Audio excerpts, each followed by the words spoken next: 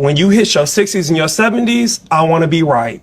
Okay, but let me. I want to live my life right. I want someone to take care of me and protect me. And that's what a lot of women have issues with. One thing Clifton Powell was right about, and a lot of them were right about, is how do I love you when I don't know how to love myself? Right?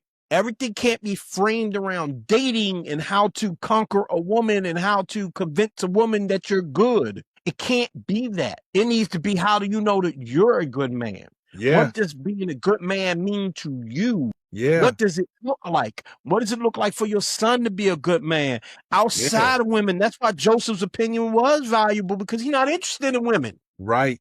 Okay, so his opinion was certainly valuable, but again, the conversation is framed around how to make Black women, because they weren't talking about reproductive rights. Yep. How to make Black women feel good around you and feel cool.